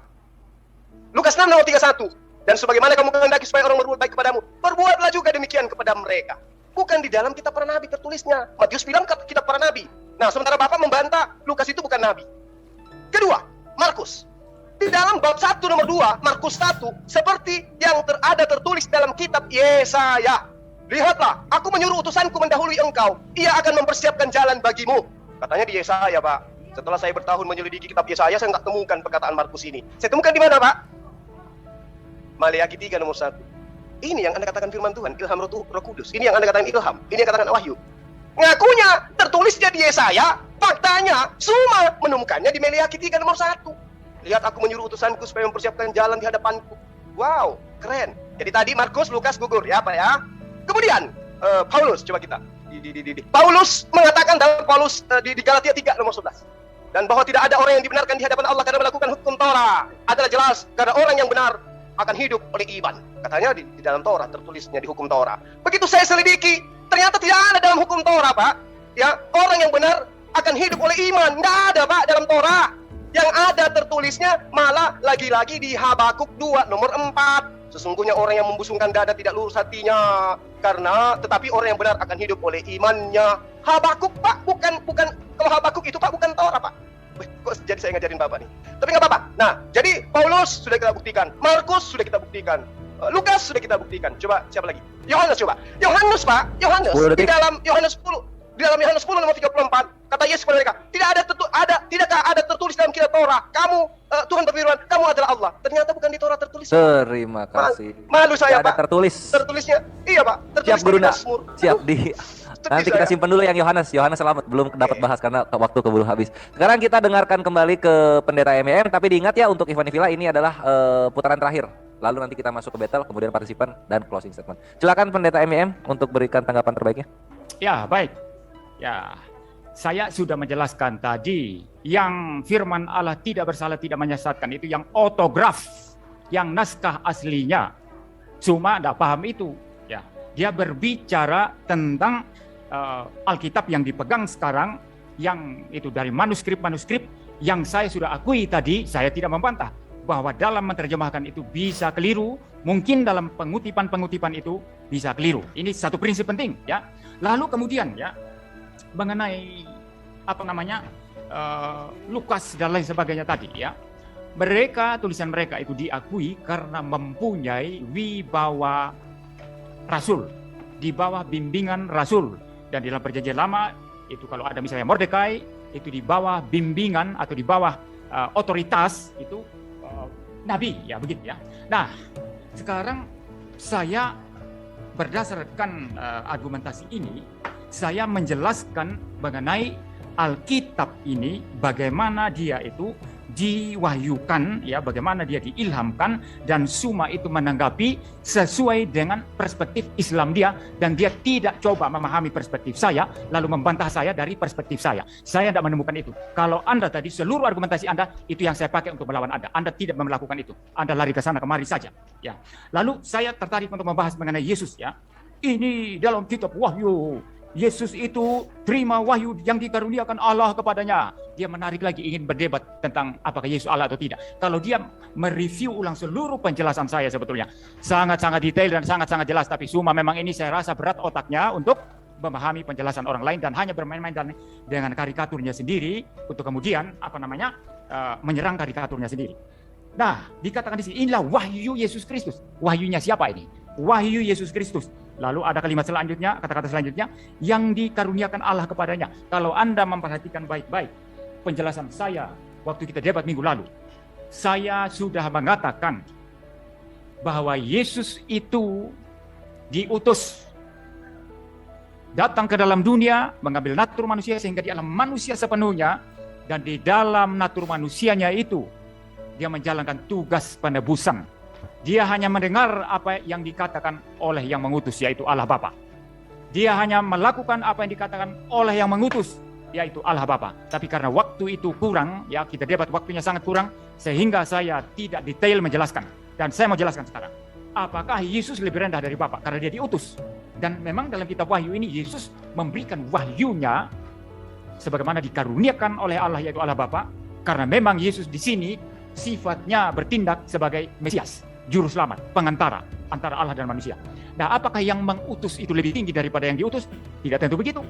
Saya kalau mengutus seseorang untuk menyampaikan sesuatu hal kepada orang lain, orang yang saya utus sama manusianya dan saya. Dia manusia, saya manusia. Dia tidak lebih rendah daripada saya, tapi dia harus setia menyuarakan apa yang saya sampaikan kepada dia. Bukan karena dia lebih rendah, tapi karena dia adalah utusan saya. Demikianlah Yesus Kristus bertindak sebagai utusan. Tetapi sebagai logos ilahi, dalam kealahannya, firman Allah Bapa adalah firman Yesus sendiri. Maka dalam Injil, dalam Wahyu Yohanes ini, ketika dikatakan, inilah wahyu Yesus Kristus, benar bahwa itu wahyu dia sendiri, sekaligus benar bahwa wahyu itu diterima dari Bapa. Karena Bapa dan Yesus adalah satu adanya, satu hakikat, satu substansi keilahian. Firman Bapa itulah firman Yesus, itulah firman Roh Kudus. Tidak mungkin terjadi pertentangan. Maka tidak ada masalah di sini. Inilah wahyu Yesus Kristus. Memang itu wahyu Yesus Kristus. Karena dia dalam rangka diutus sebagai Mesias. 10 detik. Berdiri di sini yang dikatakan, yang dikaruniakan Allah kepadanya. Tidak ada kontradiksi, tidak ada masalah di sini. Lalu waktu saya sudah habis. Ayat-ayat tadi masih banyak. Ya mudah-mudahan nanti saya bisa ada waktu untuk menjelaskan. Nggak apa-apa, ini masih ada sesi battle kok. Oke. Nanti masih bisa dijelaskan di situ. Ya, silakan. Oke, Gurunda, tanggapan terakhir sebelum kita masuk ke sesi battle, berikan semangatnya Gurunda. Tafadhol. Oke. Jadi Anda sangat-sangat tidak akademisi, ya, tidak sesuai dengan titel. Anda mengatakan terjemah, itu terjemah. Nah, itulah makanya Anda jangan bicara terus nggak sesuai titel, itu tidak masuk dalam debat. Anda sudah melebar. Ya, Kalau Oke, Gurunda, untuk kali ini gini aku benarkan pendeta MIM. Tafadhol, Gurunda, dilanjut tanpa kesana. Ya, oke, nggak apa-apa. Oke, ya. Jadi Anda mengatakan naskah aslinya itu tidak salah. Tunjukkan pada saya, mana naskah aslinya? Anda nggak bisa tunjukkan itu. Oh, cuma mengatakan naskah asli. Kenapa wahyu terakhir sebagai batu sandungan untuk kitab-kitab sebelum Al-Quran? Itulah makanya Allah berfirman dalam bahasa Arab. Karena bahasa Arab itu memiliki disiplin ilmu yang bisa digunakan untuk mengkritisin terjemah, mengkritisin original teksnya. Anda mengatakan, kenapa kemudian terjemahan yang salah? Kalau ilham, Pak, kalau Roh Kudus yang mengilhamkan dan itu wahyu, tidak akan salah seperti yang saya uraikan tadi. Itu tidak akan pernah salah. Katanya di Torah, tertulisnya di Maleakhi. Katanya di Yesaya, tertulisnya di Mazmur. Ini wahyu, ini ilham yang Anda katakan itu. Terus sebagai orang yang terpelajar, tokoh agama, apa yang bisa Anda berikan kepada jemaat, kepada umat untuk mencerdaskan anak bangsa ini berdasarkan dengan apa yang Anda tahu? Jangan Anda sembunyikan, uraikan kebenaran itu. Ya, Al-Quran diterjemahkan ke dalam seluruh bahasa. Ketika terjemahan ini kemudian ada keliru, kembali kepada original teksnya. Makanya Al-Quran selalu disertakan. Al-Quran selalu menentang orang. Ya, bahkan Allah mengatakan, silakan tampilkan, hadirkan orang terhebat kalian. Buktikan kalau Al-Quran itu bukan dari Allah. Kitab Anda baru segini aja, Anda sudah menampakkan sesuatu yang tidak sangat tidak akademis. Kemudian pertanyaan saya, Pak, kalau Yesus itu menerima firman dari Allah sebagai utusan Tuhan, tolong tunjukkan kepada saya mana firman Tuhan yang pertama kali diterima oleh Yesus, supaya saya paham, oh ternyata Yesus menerima firman yang pertama itu adalah ini, kemudian disampaikan kepada ini, lalu disampaikan kepada ini. Mana, Pak, mana? Layaknya Al-Quran diterima baginda Rasul Muhammad SAW. Iqra bismi rabbikal ladzi khalaqa, khalaqal insana min 'alaq. Sampai kepada semua sahabat, bunyinya sama. Iqra bismi rabbikal ladzi khalaq, khalaqal insana min 'alaq. Mana? Yesus katanya firman. Tidak berkata-kata dari dirinya sendiri. Apa yang dikatakan adalah apa yang difirmankan oleh Tuhan untuk ia sampaikan. Tapi kok pengarang-pengarang kitab Anda kok nggak menuliskan firman yang diterima oleh Yesus? Kalau dikatakan dituliskan dari firman Yesus, firman yang mana yang pertama diterima oleh Yesus? Segala firman yang engkau berikan kepadaku telah aku sampaikan kepada mereka. Mana firman itu? Kalau Anda mau saksi, Bapak, Al-Quran diwahyukan 23 tahun kurang lebih. Disaksikan oleh para sahabat. Makanya mereka itu menghafalkan dan menuliskan. Karena mereka menyaksikan kebenaran itu. Sekarang, siapa yang saksi melihat Lukas bertemu Yesus? Siapa saksi melihat Markus ketemu Yesus? Sehingga tulisannya setebal itu dari mana? Dari pengilhaman. Dari kata ilham saja ambil dari Quran. Dari kata wahyu aja ambil dari Quran. Anda mengatakan Anda punya istilah lain. Gunakan istilah itu, apakah kena? Kan tidak. Ilham itu adalah wahyu dari Allah. Anda gunakan, ternyata catatan-catatan mereka bukan ilham dari Allah. Entah dari mana. Dari Yesus aja kagak, apalagi dari Allah. Oleh karena itu pertanyaan saya, Anda belum jawab. Wahyu pertama yang diterima oleh Yesus dari Allah Bapa itu yang mana? Lalu disampaikan kepada siapa? Itu loh, Pak, pertanyaan saya. Sederhana. Di mana Bapak itu harusnya mempertanggungjawabkan itu. Karena Bapak adalah tokoh yang harus mencerdaskan anak bangsa. Oh, ini adalah firman Tuhan. Tuhan kita datang dalam rupa manusia. Setelah sampai kepada dirinya manusia, dia menyampaikan firman kepada Lukas. Firman yang pertama diterima Lukas dari Tuhan manusia bernama Yesus adalah ini. Sampai Anda imani. Lawang ini nggak tahu yang mana yang diterima. Gimana mau dikatakan firman Tuhan? Oleh karena itulah Bapak, saya Zulkifli Abbas sangat menentang keras orang Kristen menggunakan kata Allah. Sangat menentang keras orang Kristen menggunakan kata Alkitab, ilham, wahyu, nabi, rasul. Karena nggak cocok, nggak sepadan dengan konsep iman Anda. Harusnya konsep yang Anda 10 detik. lakukan itu adalah gereja-gereja Romawi Yunani, orang-orang yang tidak bersunat itu, yang makan babi itu menerima pemberitaan dari orang-orang yang tidak jelas, tidak sampai kepada nabi-nabi Israel. Itu baru betul. Siap. Tidak sampai kepada nabi-nabi Israel. Iya. Terima kasih, ini sangat seru, makin malam makin panas dan makin sini makin banyak ya argumen-argumen ikonik dari Pendeta MYM dan juga Gurunda Juma. Kita semakin dekat kepada penghabisan Ikhwani Fillah. Lanjut ke sesi battle, siapkan seluruh semangat dari para narasumber ini. Kalau mau minum terlebih dahulu. Udah pada minum belum? Gurunda udah minum? Pendeta MYM udah minum? Ya, lanjut aja. Kita lanjut kalau begitu langsung ke sesi battle. 10 menit akan bergulir tanpa panjang lebar lagi. Silahkan Pendeta dan Gurunda. Ya, Oke, ada banyak baik. hal yang sebentar Anda tadi saya kasih waktu, saya yang bicara lebih dahulu sekarang. Ya, Oke, tadi silakan. ada banyak pertanyaan-pertanyaan, tentu waktu sangat sedikit 10 menit, tapi saya mendengar Anda mempertanyakan, naskah aslinya mana? Naskah asli Alkitab mana? Saya bisa membalikkan pertanyaan ini kepada Anda. Naskah asli Al-Quran di mana? Jangan bilang kepada saya Al-Quran yang ada sekarang sesuai dengan aslinya. Tradisi Al-Quran itu Pak, lisan Pak. No. Lisan. No, iya justru, Tradisi Al-Quran lisan, Pak. ya justru tradisi lisan Ya. itu sangat rentan untuk diputar balik. Oh Tradisi nggak bisa, lisan itu karena sangat kami rentan menghafal. untuk Ketika ada satu balik. salah kata, pasti akan dibenarkan oleh penghafal lainnya. Ayo, Iya, sekarang justru karena tradisi itu- Anda adalah tradisi tulisan. Tunjukkan Ya, kepada saya. justru karena gini loh. Anda mengatakan ya tadi mempertanyakan naskah asli saya, ya naskah asli saya. Maka saya membalikkan begini. Kalau memang yang paling penting Anda itu tradisi lisan, mengapa harus nulis? Anda teruskan aja dengan tradisi lisan. Tapi Kami dengan tulisan dengar dan dulu. lisan. Dengar Coba. saya dulu. Justru Timer pause, karena- ya, timer pause. Justru Sebentar karena ini tradisi timer lisan. pause. Ya. Timer ini diulang ke 906. Begini. Sebentar, Pendeta MYM ini tidak diperkenankan untuk bertanya balik ya. Karena ini posisinya Pendeta MYM membela keimanan Pendeta MYM gitu. Loh, justru Bukan itu. bertanya ke Al-Quran. Justru itu relevan. Gurunda nggak bertanya Ini ke loh. Bible ketika kita sesi battle tadi. Ini Silakan relevan. dijelaskan. Ini Silakan. relevan. Begini Pendeta MYM, begini. Dia Kuat mempertanyakan argumen mengenai bahwa tradisi tulisan itu lebih kuat dari lisan. Tapi jangan dibuat argumennya itu bertanya gitu loh. Loh, Dipahami ya? jelas, ini kan battle, saling bertanya dong, saling menjawab dong. Ini battle. Iya, tapi kok. jangan bertanyanya mengenai ke Al-Quran, jangan ke sana. Tadi dia mempertanyakan naskah asli saya. Justru senjata itu saya bisa balikan Ya kepada buktikan dia. aja. Jangan pertanyaan dibalikan, saya, apa dijawab. dibuktikan, Pak? Tadi Gurunda itu tidak membalikan loh ketika sesi battle. Menjawab pertanyaan bisa membalikan pertanyaan lawan itu bahwa pertanyaan itu mustahil. Oh, Pertanyaan itu Ya, dia tapi Iya. membalikan boleh, tapi harus menjelaskan. Ya, saya menjelaskan ini. Makanya dia Oke, kita titik beratkan di menjelaskan ya. Aku akan menjelaskan diulang lagi. Timer silakan diulang di 9. 906 bisa nggak sih? Timer. Ayo Pak. Kita sampaikan kebenaran. Ayo, silakan. Ya udah 9 aja lah ya. Oke.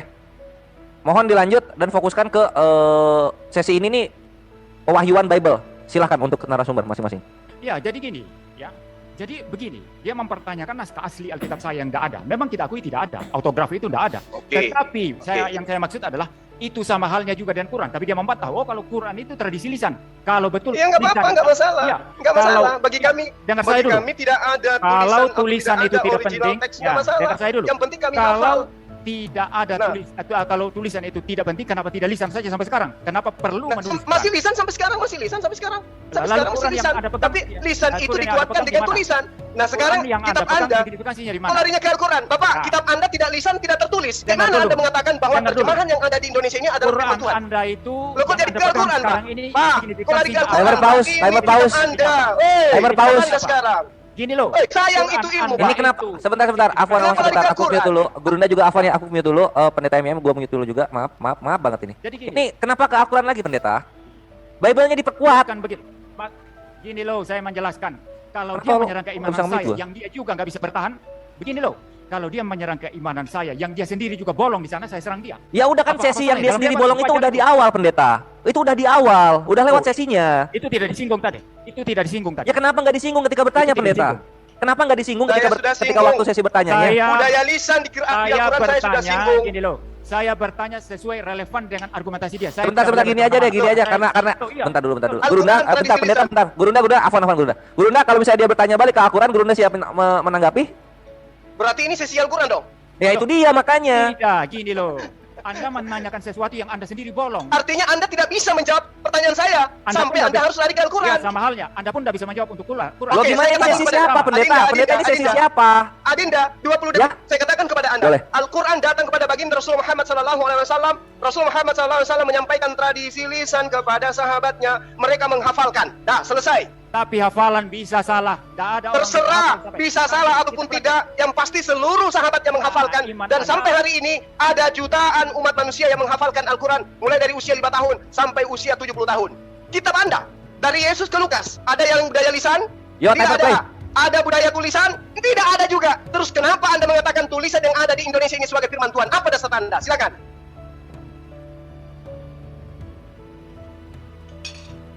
Silakan. Bukan lisan, bukan tulisan dari Yesus, bukan tulisan, bukan lisan dari Yesus, bukan lisan, bukan tulisan. Lalu apa dasar Anda mengatakan yang Anda tenteng itu adalah kalamullah, firman Tuhan? Sampai-sampai namanya pun dikatakan Alkitab tanpa malu-malu. Silakan. Halo? Ke-mute mungkin. Perlukah saya bernyanyi?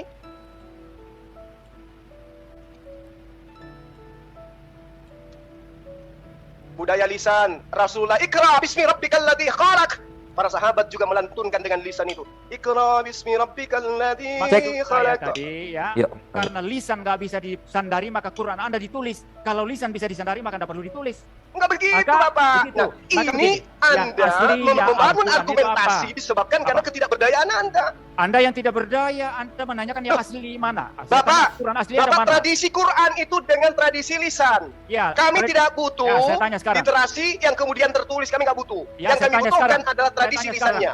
Saya Sekarang tanya pertanyaan saya kepada Bapak, Sebentar kitab dulu, saya Anda tidak tanya. lisan, tidak juga tradisi Saya tulisan, tanya Anda lalu dulu. apa dasar Sebentar, Anda sebentar, mengatakan sebentar. Bible Sebentar. yang tidak berasal dari sumber Yesus tanya sebagai Anda. firman Tuhan? Apa jawaban diam Anda? Dulu, diam dulu, saya tanya Anda dulu. Lisan Kenapa jadi tanya saya? Lisan yang original mana? Tunjukkan kepada saya sekarang. Lisannya siapa? Lisan Quran yang mana? Tunjukkan. Yang asli, kami yang hafalkan original. hari ini. Alhamdulillahi Rabbil Alamin. Orangnya Tunjukkan siapa? kepada saya ada Saya orang yang tidak mengucapkan percaya kalau- Al-Fatihah dengan Saya bacaan yang tidak berbeda. percaya Dari kalau negara Anda mana? tidak menghadirkan yang asli, yang lisannya Coba asli siapa? hadirkan kepada saya, Yang lisannya ada asli orang siapa? melantunkan bacaan sholat Saya Al-Fatihah berbeda tidak dengan yang saya bacakan. mempercayai. Anda terima itu dari Al-Quran yang ditulis. Yang saya maksud lisannya siapa yang Anda tiru? Ini Anda lisannya terima- Bapak. Bapak, Anda ucapkan itu dari Al-Fatihah, Quran yang Bapak ditulis. Al-Fatihah Anda ketika terima itu dari dilantunkan, Quran yang ditulis. siapapun dia, Anda orang terima itu Jepang, dari orang Quran Cina, orang Bugis, Itu orang bukan Makassar, lisan. orang No, no, no, Betawi, no, no, no, itu ketika bukan dia mengatakan lisan. Al-Fatihah, Itu maka bukan mereka lisan. semuanya mengatakan Itu bukan lisan. Alhamdulillahi Itu Rabbil bukan lisan. No, Alamin. no, no. Anda mengutip dari Quran. Anda hafal dari Quran. Anda baca dari Quran. Maliki Anda tidak mengutip dari lisan yang asli. Iyyaka na'budu wa iyyaka nasta'in. Itu seluruh Ya, dunia, itu Pak. Anda ambil dari Itu Quran. mendunia dari Itu Anda turun ambil temurun dari Quran yang sampai hari tertulis. ini. Pertanyaan Itu saya Anda kepada ambil dari Bapak, Quran yang Master tertulis. Teologi, Dokter Teologi. No, no, no, no, Kalau no, no. Yesus menerima firman, tidak melantunkan lisan dan tidak memerintahkan Sekarang begini. menulis, lalu kitab Semua- Anda ini apa? Semua yang Anda ucapkan tadi itu lisan yang Anda anggap lisan itu Anda anggap ambil dari Quran yang tertulis. Anda menipu di sini. Itu Anda Udah, anggap nggak ambil dari masalah. Quran yang tertulis. Pertanyaan saya, waduh Anda Bapak. menipu. Anda Oke, tunjukkan saya dulu. menipu nggak masalah. Kalau itu sekarang tuduhan Anda Anda tunjukkan nggak sekarang. masalah, nggak masalah. Lisan Yang yang asli itu pasti mana? seluruh Oh. dunia Al-Quran dihafalkan surah Al-Fatihah, surah An-Nas atau surah-surah apapun itu Iya, itu semuanya sama. diambil dari tulisan Quran. Diambil dari tulisan. hafalan, Bapak. Bukan diambil Hafalan dari dulu, lisan. Bapak. Bukan Bapak, diambil dari lisan. Al-Quran Diambil dari itu lisan. tradisinya lisan. Oke? Nah, Semua sekarang itu diambil dari Quran yang nanti tertulis. dituliskan setelah para penghafal sebagian ada yang gugur di Ah. medan perang. Sekarang pertanyaan Anda saya jangan kepada menipu kitab di Anda. sini.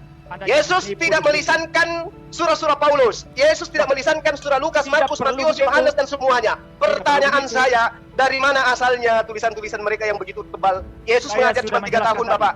Bapak, Oh. Yesus mengajar cuma 3 tahun. Dari mana Lukas menerima pemberitaan Anda begitu diam tebal, dulu, jangan. Markus begitu tebal, Yohanes Anda begitu tebal, jangan surah-surah terus. Paulus begitu tebal. Ya, Bahkan Anda- Paulus, Rasul Anda menuliskan di dalam penjara. Dari mana dia dapat? Inspirasi Anda dari diam, mana sekarang itu? saya jawab. Tolong Anda jawab. Anda diam, sekarang saya jawab. Saya Silakan. sudah menjelaskan tadi. Mereka mendapat ilham dari Roh Kudus, mendapat wahyu dari Tuhan, dari Dari mana Itu Anda menulis. mengatakan ilham dari Roh Kudus sementara sumbernya itu adalah Yesus?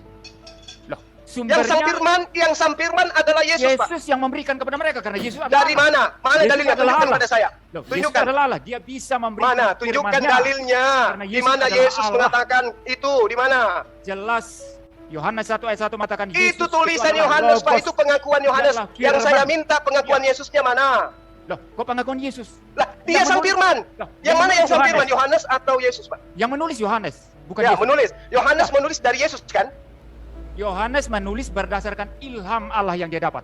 Bukan dari Yesus. Masalahnya apa? Bukan Yesus dari adalah Yesus. Allah. Yesus adalah Allah. Jadi ilham itu dari Oh, Bapa, nah dari sekarang Yesus, dari Roh tunjukkan Kudus. pada saat Yesus 3 tahun keliling di Galilea, di Ya. mana dia memerintahkan penulis-penulis ini untuk menulis. Tidak perlu memerintahkan, dia mengajar, murid-murid mencatat. Tidak perlu Oke, memerintahkan. oke, 3 Dia tahun lo ya. mengajar, murid-murid 3 mencatat. tahun Yesus Ya. mengajar. Oke, 3 tahun. Lalu, Pada ya, saat lalu. 3 tahun Yesus mengajar, pernahkah Lukas ini duduk di hadapannya? Makanya dengar baik-baik penjelasan saya tadi. Lukas ini berada di bawah para rasul. Dia bertanya kepada para rasul di Yerusalem. Ya, Bahkan rasulnya dia- siapa namanya Paulus. rasulnya, Pak? Ya. Rasulnya siapa namanya? Rasul-rasul di Yerusalem ya Petrus, Yohanes, Yakobus dan semua Nah, rasul. tolong tunjukkan Ya. dalilnya di mana Ini- Petrus bertemu dengan Lukas. Alkitab merasa tidak penting mencatat itu. Oh, nggak bisa, Pak. Berarti Lukas, pewartaannya itu Ya, jelas, tidak Lukas. bisa dipertanggungjawabkan. Ya, Pemberitaan Anda- Lukas tidak bisa dipertanggungjawabkan Ya. kalau begitu, Bapak. Anda Contoh dengar. nih, contoh, Pak. Saya kasih. dengar dulu. Saya bicara, kan Anda terus nyerocos aja, minta jawaban tapi nyerocos terus. Saya tidak saya tidak jawab. Nanti lalu Anda klaim-klaim diri menang. Ya, saya Bukan menang atau kalah di sini, Pak. Bukan. Ya. Ini kebenaran kita bicara, Pak. Ini Bukan kalah kebenaran. atau menang. Iya, saya benar. Alkitab saya Oke, benar. Anda benar. yang menyerang. Tetapi Ya. kitab Anda tidak benar karena tidak bersambung kepada Yesus. Gimana tuh? Kalau Anda mengatakan kitab saya tidak benar karena tidak bersambung kepada Yesus, karena Anda menafsir itu dengan kacamata Islam Anda, maka Anda tidak paham. Sekarang coba tunjukkan Ya. dengan tafsir Anda di mana Yesus berkata kepada Lukas. Contoh misalnya nih, saya kasih contoh nih, Bapak. Di dalam pernyataan Lukas Saya 24 sudah nomor menjelaskan 44 sampai tadi. 46. Tertulis Tertulis di dalam kitab Mazmur Dengar dan juga dulu. kitab-kitab para nabi. Sabar, Pak, sabar. Anda Saya kasih bicara Anda. itu dari kacamata Aduh. Islam Anda. Anda Ini bicara saya dari bawa kacamata kitab Anda loh, Pak. Saya mengatakan Bapak, tadi, saya menghargai Bapak para sebagai orang penulis Alkitab akademisi. itu menulis. Tolong dengarkan saya. Lukas Nah, mencatat, saya jawab dia dulu. mengatakan Yesus berkata bahwa benarlah apa yang tertulis tentang aku di dalam kitab Torah, kitab Mazmur dan kitab para nabi, bahwa aku akan mati dan bangkit pada hari ketiga. Tunjukkan Sekarang kepada gini saya loh. di kitab para nabi mana tertulis itu. Loh, di dalam kitab para nabi ada itu. Saya tidak Tunjukkan. waktu untuk menjelaskan di sini, ya. Aduh, Bapak, kalau saya mampu, Pak, tunjukkan. Misalnya, Bukan tertulis di kitab para nabi itu, Pak, tapi Anda- tertulisnya di Anda kitabnya bicara terus Lukas saja. di Anda bicara terus, 110 tidak nomor mendengarkan. 40. Yesus Ya. telah bangkit. Yesus telah bangkit pada hari Anda ketiga. bicara terus tidak Itu ada di dalam mendengarkan saya, dan kisah Anda para bicara rasul. terus waktu habis sehingga saya tidak bisa menjawab dan Anda merasa menang. Ini sesuatu Lalu di luar dalam biasa. catatan Paulus juga dikatakan 1 Korintus 19 nomor 4, Anda Paulus bicara terus, Yesus ya? telah bangkit pada hari ketiga. Ternyata Lukas Pak. salah. Anda bicara Mengatakan terus, ada ya. tertulis di kitab para nabi, Mesias Anda akan nyerocos bangkit terus, pada hari saya ketiga. tidak ada waktu untuk Ternyata tidak menjawab. tertulis di kitab para nabi. Tertulisnya di surah Paulus Cuma. dan surahnya Lukas. Anda Ini bicara yang Anda katakan terus, firman ya. Tuhan. Hei, Anda bicara terus dan saya tidak ada waktu untuk menjawab dan Itu Anda untuk merasa menolong menang, Anda ya. karena Anda sudah Ya, berbata-bata. Oke, perlu. silakan Anda jelaskan. Ya, gini Saya loh. diam. Gini loh, ya. Menjelaskan gimana? Tinggal 12 detik. Menjelaskan apa saya? Anda pertanyaannya begitu banyak lalu kemudian bicara terus dan Anda merasa Saya menang. Ini tidak adalah bertanya, satu saya penipuan menjelaskan luar biasa. membantu Anda untuk Anda memahami. menipu luar biasa. Anda tidak Gak menjawab usah nipu, pertanyaan saya. Lukas. Iya, maaf untuk kedua narasumber yang kami hormati. Waktu habis dan inilah sesi battle yang telah dinikmati oleh seluruh penikmat dialog lintas agama, terutama orang-orang yang mencari kebenaran. Terima kasih telah menyaksikan untuk sesi battle. Tapi sayang serius sayang, akhirnya kita mesti masuk ke sesi selanjutnya. Silakan dibuka lagi mute-nya dan digunakan waktu ini untuk kedua narasumber untuk mengambil minuman terlebih dahulu agar rongkongan tidak terlalu kering. Kita masuk ke sesi partisipan ya, partisipan, yaitu dari pihak Muslim untuk bertanya kepada narasumber kekristenan. Dan Afwan, karena seperti yang Gurunda minta yaitu satu saja, maka yang sudah pertama kali untuk meminta itu adalah Moreh Reski. Assalamualaikum Moreh, tafadhol silakan dibuka mute-nya. Untuk pendeta MYM juga silakan bersiap-siap. Mana nih Astu Ami? Oh ini ya, sip. Loh, kok mute lagi? Buka, silakan dibuka. Oke, terima kasih. Iya, thank you Moreh. Sebelum dimulai Moreh, untuk mempersingkat waktu silakan di share screen terlebih dahulu karena tadi request untuk share screen ya. Silakan. Oke, iya, terima kasih. Tapi ini masih host disable ini. Oh, host bisa boleh. Sebentar. Salam alehem, Bapak Pendeta Muri Walianto Matalu yang terhormat. Ya, silakan share screen. Oke, terima kasih. Tadi Jangan menarik. masuk argumentasi ya agar Oh, oke. adil. Siap. Iya, udah siap Moreh? Oke, sudah kok siap. hilang? Mana Siap. hilang ini? Oh, udah mulai, boleh sekarang? Bukan, share screen-nya hilang. Sebentar. Share screen dulu, share screen siap, datanya udah siap berarti, maka di situ narasi mulai, timer pun berjalan begitu. Oke, terima kasih. Tapi kok ini mendadak nggak bisa share screen ya, malah saya. Loh, Oh, ini. Nah, oke, udah bisa. Oke, terima kasih. Sudah siap? iya, silahkan pendeta dan juga Moreh, timer mengikuti. Oke, terima kasih. Selamat malam Pak Pendeta Muri Walianto Matalu. Tadi saya menyimak dengan baik ya apa yang dipaparkan oleh Pak MYM. Nah, tadi Pak MYM sedikit mengatakan bahwa di dalam autografa Alkitab itu sudah tidak ada, isinya manuskrip, salinan, dan salinan, gitu loh. Tapi salinan tadi ada kata-kata yang kalau saya nggak salah ya, kalau saya nggak hilaf ya, itu di 1 jam 23 detik ya, itu mengatakan bahwa salinan yang ada itu sesuai autografa yang ada atau tulisan Bible yang aslinya. Nah, jika demikian Pak, ya, saya ingin bertanya kepada Pak MYM. Ya. Sebelum bertanya saya potong sedikit ya. Sebentar Bapak, saya belum selesai berbicara Bapak. Bapak kan seorang PhD, ketika saya sedang berbicara, etikanya, Bapak diam dulu. Baru Bapak ini sering menyelah-nyela dari tadi. Ini vital, bukan itu. Ini vital ini. Oke, kalau gitu saya selesaikan dulu. Enggak, sebelum Bapak mendengarkan, sebelum Bapak menjawab, dengarkan dulu biar tahu persoalannya Bapak yang ingin saya tanya kepada Baik, Bapak. Paham, Mbak? saudara Tuhan, videonya kita sudah dengarkan secara bersama-sama apa yang dibahas dan dibicarakan oleh apologet Kristen yang sangat hebat dan cerdas ya, bersama dengan Juma. Mereka membahas tentang banyak poin ya, tentang isi daripada Alkitab dan juga isi daripada Al-Quran.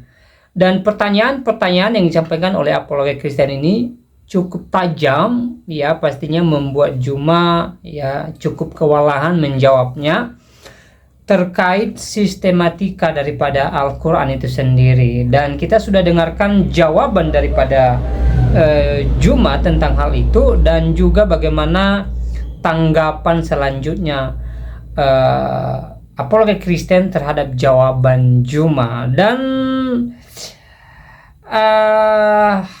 tentu ya banyak hal yang bisa menjadi berkat dalam kehidupan kita dari apa yang mereka bicarakan. Artinya ya, membuka wawasan kita, memberikan kita pengertian-pengertian baru ya, memberikan kita pemahaman baru tentang isi daripada Alkitab dan Al-Quran. Dan satu hal yang mau saya sampaikan di video ini dari apa yang mereka sampaikan atau dari apa yang mereka bicarakan, bahwa Alkitab adalah benar-benar firman Tuhan ya, benar-benar wahyu Tuhan kepada umat percaya, mulai dari perjanjian lama sampai kepada perjanjian baru. Dan Alkitab adalah bahasa asli daripada Allah itu sendiri yang kemudian ya diterjemahkan ke dalam bahasa-bahasa setiap negara. Misalnya Alkitab versi asli diterjemahkan ke bahasa Indonesia, dan itu tidak berkesalahan karena terjemahan itu pun sesuai dengan naskah aslinya ya, atau sesuai dengan naskah asli daripada Alkitab itu sendiri. Jadi kalau hari ini kita sebagai orang Kristen memakai Alkitab versi bahasa Indonesia misalnya, bukan bahasa Ibrani Yunani ya, itu tidak menjadi persoalan dan itu tidak ada salahnya gitu loh, karena terjemahan Alkitab kita yang sekarang bersumber dari kitab asli daripada Alkitab sendiri, yaitu kitab yang berbahasa Ibrani dan Yunani. Nah, saudaraku dalam Tuhan, kalau kita belajar dalam perjanjian lama bagaimana Tuhan langsung berbicara kepada hamba-hamba Tuhan, misalnya kepada Musa ya, ketika Tuhan mengutus Musa untuk membebaskan bangsa Israel dari tanah Mesir ya, di tengah-tengah semak di mana ada api di situ, tetapi semak itu tidak terbakar, tetapi ada suara di mana suara ini menyuruh Musa ya untuk membebaskan bangsa Israel. Dan bahasa yang disampaikan oleh suara ini adalah bahasa yang dimengerti oleh Musa itu sendiri, sehingga nanti di kemudian hari ya Musa menulis apa yang disampaikan kepadanya oleh Tuhan. Dan hari ini ya kalimat-kalimat Musa dalam bahasa aslinya diterjemahkan ke bahasa masing-masing negara yang ada Kristennya. Misalnya Kristen di Indonesia, maka mereka menggunakan Alkitab versi bahasa Indonesia. Tetapi sekali lagi kita ingat bahwa Alkitab kita ini sumbernya adalah naskah asli daripada Alkitab itu sendiri, yaitu Alkitab berbahasa Ibrani dan Yunani. Nah, saudara dalam Tuhan, sehingga memberikan kita pengertian bahwa kita sebagai orang Kristen tidak perlu ragu tentang Alkitab kita yang kita pegang saat ini. Itu betul-betul firman Tuhan, benar firman Tuhan. Dan kalau kita juga melihat, membaca Alkitab dari Kejadian sampai Wahyu, maka itu sangat sinkronisasi, ya. Kita bisa menemukan benang merah dari Perjanjian Lama ke Perjanjian Baru, ya, itu berkesinambungan. Dan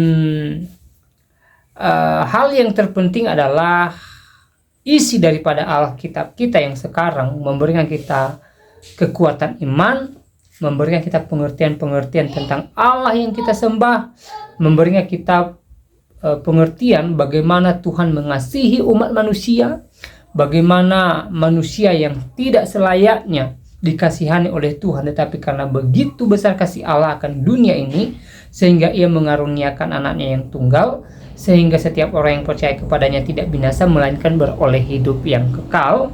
Dan di dalam Alkitab kita bisa menemukan bagaimana Tuhan menyelamatkan umat pilihannya, ya, sehingga saudara dalam Tuhan memberikan kita kekuatan iman, memberikan kita pengharapan bahwa kita yang hidup di dalam Yesus Kristus dan yang taat akan firman Tuhan sebagai buah dari keselamatan yang telah diberikan kepada kita secara cuma-cuma, maka kita pasti diselamatkan. Tidak ada keraguan, tetapi ada kepastian di dalam Yesus Kristus, di dalam Tuhan yang kita percaya. Ya, Yesus Kristus adalah Tuhan atau pribadi kedua dari Allah Tritunggal yang telah mengasihi kita. Ya. Nah, saudaraku dalam Tuhan, sekali lagi pesan buat kita, mari kita tetap beriman bahwa Alkitab berisi firman Tuhan dan Alkitab adalah wahyu Tuhan bagi setiap kita umat Kristen atau umat yang percaya kepada Yesus Kristus. Ya. Nah, saudara dalam Tuhan, selebihnya seperti apa tanggapan saudara? Silakan tulis di kolom komentar, ya. Tuliskan komentar yang baik, yang positif, terutama komentar-komentar yang memuji memuliakan nama Tuhan dan komentar-komentar yang memberkati kita sekalian. Dan jangan lupa, ya, dukung terus perkembangan channel ini dengan cara tekan tombol subscribe dan juga tombol loncengnya. Dan juga tekan tombol like dan juga share atau bagikan video ini supaya menjadi berkat bagi banyak orang, sehingga melalui video ini banyak yang tercerahkan, banyak yang kemudian terberkati, dan semakin banyak orang yang memuji memuliakan nama Tuhan Yesus di atas kerajaan surga. Nah, saudara dalam Tuhan, kiranya Tuhan Yesus memberkati kita. Shalom.